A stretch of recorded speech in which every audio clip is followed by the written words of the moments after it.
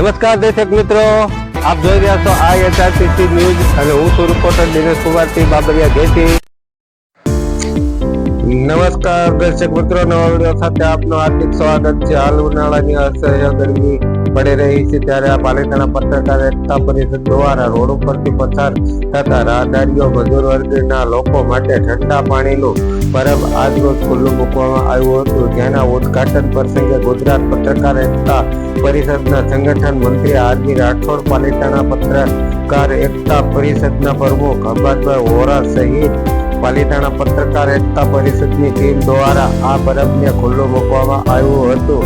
આ કાર્યથી રાહદારીઓમાં ખુશીની લાગણીઓ જોવા મળી હતી અને હું છું રિપોર્ટર દિનેશ કુમારસિંહ બાબરિયા જેથી.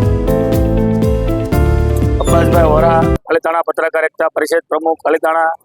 આજરોજ પાલિતાણા પત્રકાર એકતા પરિષદની અમારી કારોબારી આખી ટીમ દ્વારા હાલ ઉનાળાની કાળઝાળ ગરમીમાં રાહદારીઓને પીવાના પાણીની ઘણી મુશ્કેલીઓ હોય તે અનુસંધાને ધ્યાનમાં લઈ અને પાલિતાણા પત્રકાર એકતા પરિષદ દ્વારા આજરોજ અમે એક ઠંડા પાણીનું પરબ ખોલી અને ખુલ્લું મૂકવામાં આવ્યું છે. અમે પાલિતાણાની જનતાને વિનંતી કરીએ છીએ કે આ પરબનો વધારે લોકો લાભ લે તેવી અમે લોકોને અપીલ કરીએ છીએ. આ કાર્યક્રમની અંદર અમારા પાલિતાણા પત્રકાર એકતા પરિષદના દરેક હોદ્દેદારોને કારોબારી સભ્યો દ્વારા અમને સાથ સહકાર આપવામાં આવ્યો છે. વંદે માતરમ. આજે અમે અહીંયા બારોબાર રોડ ઉપર પાણીનું પરબ, આજે કાળઝાળ ગરમી પડી રહી છે ત્યારે પત્રકાર એકતા પરિષદ દ્વારા પાણીનું પરબ શરૂ કરવામાં આવેલ છે. કોઈ પણ અહીંથી લોકો નીકળે કારવે તો પાણી પીવે અને પાણીની સુવિધા અમે છેલ્લા 2 થી 2.5 મહિના સુધી જ્યાં સુધી ગરમી પડશે ત્યાં સુધી શરૂ રાખવાના છે.